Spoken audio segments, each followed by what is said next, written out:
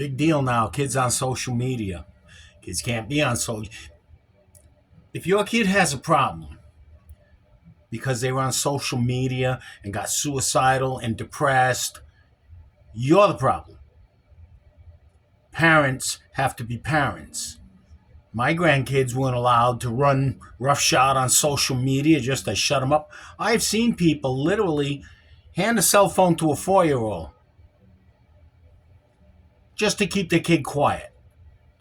Take the child from that person. You know what I mean? It's the parents' fault. You control what they do, you control what they watch. Okay? You make sure. Well, I didn't know anything was going on. No, well, you're supposed to know. You can't be reactive. You got to take the initiative. You're the parent. Yeah, man, I want to be their friend. You do your job. When they're 18, you got a friend for life. Boom.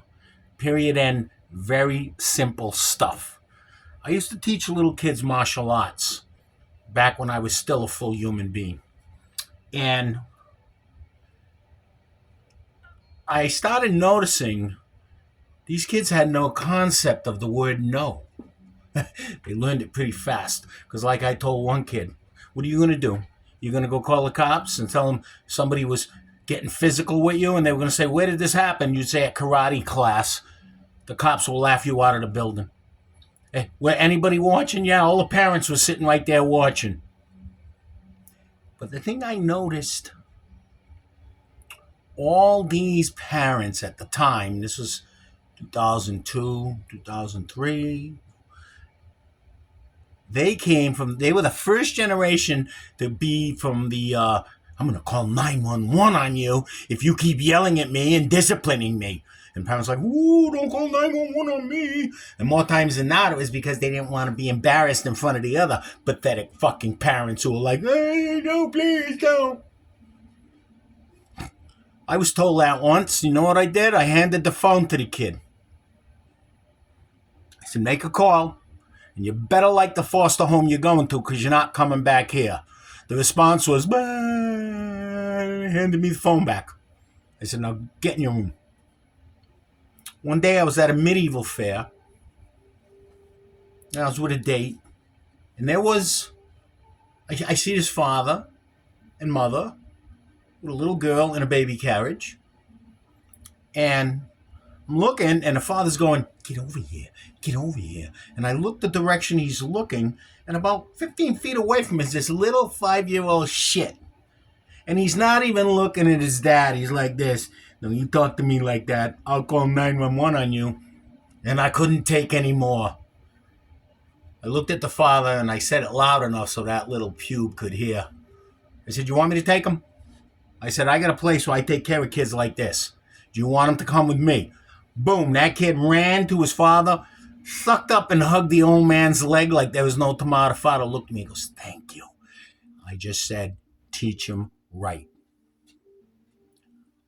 So then I'm teaching these kids, and the parents start coming to me, over the weeks and months that this is going on. I'm getting, John, you're doing such a good job. Please, thank you. It's coming out. Doing better in school. I said, well, a little discipline works. You know what I mean? A little discipline works. It has to be administered properly. And then I found out that some of them were using me as the boogeyman. I'll tell John next time you go to class. But one day, we used to have this special first lesson free. So this elderly woman comes in with two, 13, 14-year-old. I can't even call them punks.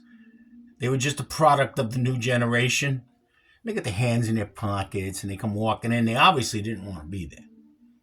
So I talked to the woman. Now lessons at the time were $40 a month. That's 2 kids. That's $80. She admitted to me that she couldn't afford that because she was taking care of them because the parents weren't around.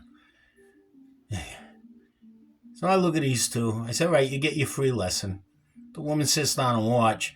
These guys are standing there with their hands in their pockets looking at me. I said, let's start with a run. And instead of running, they just start walking with their hands in their pocket. Really. I go up to the kid in the front and I'm walking with him. I said, do you think you're going to make an asshole out of me in my fucking dojo? Now, I said, I'm going to make an asshole out of you because look up there. There's people riding on the bikes and look at the doors have glass. People can look in. I said, you're running. I said, and I grabbed him by the back of the fucking neck, the shirt, and the waist of his pants. I was in pretty good shape then. And I kind of lifted him, and I was dragging him by his toes. I'm running around with him, and I looked at the other one. I said, you better start running or you're next. They both started running. When the running's done, I put them back in line. They did every fucking thing I asked them to do. The old lady was beaming with a big smile. And I know she couldn't come back and she couldn't afford it, but I said to her, and I did it right in front of those two little marshmallows, I said, here's my number. If they give you a hard time, you call me. I said, I'll show up, and I'll bring people with me who are not nice like me. Other martial artists. You know who you are. You know? But I mean, you have to teach them correctly. You know what I mean?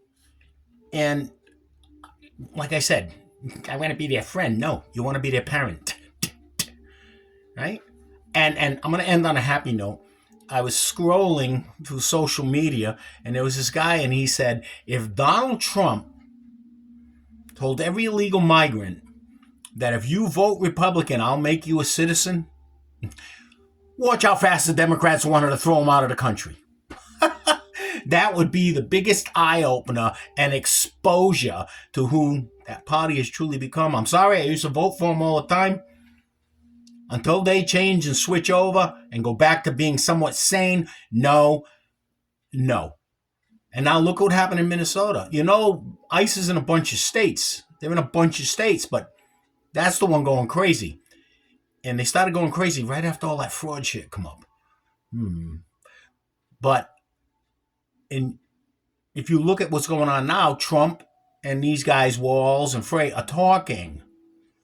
Everything's going to calm down because bullets were flying and people were dying. You just got to do the right thing. Protest. Nowhere in the Constitution does it say you have the right to protest. You have the right to free assembly. Peaceful, free assembly. Because when we were part of England, the British didn't like it when people were getting together and complaining, so they'd break it up. They'd even lock up some of the conspirators. You should know what conspirators are. They wrote the Constitution. Okay? And when they wrote the Constitution, they said, nope, you have the right to get together and piss and moan about the government. Now, there was no social media, there was no TV, there was no radio. There was newspaper. There was not even any fucking Morse code, for the love of God. You know, and they did it. But that's what it is. You have a right to protest. In Texas and Florida, they have protests against ICE. And that's what they are. They're protests. But because the officials cooperate, ICE just goes to the police station, grabs the criminal, off they go. They don't even have to go out in public and start apprehending poor buggers that get caught in the crosshairs. And I've been here for 8 years. I've done nothing but work. Yeah, but you're here illegally and you didn't show up for court for your citizenship process to begin. See, that's it. That's what happens. John Fetterman. If the Democrat Party would nominate John Fetterman to run for president in 28, that would mean that party has come back to the middle and stopped listening to the purple-haired screaming retards that seem to be running the show.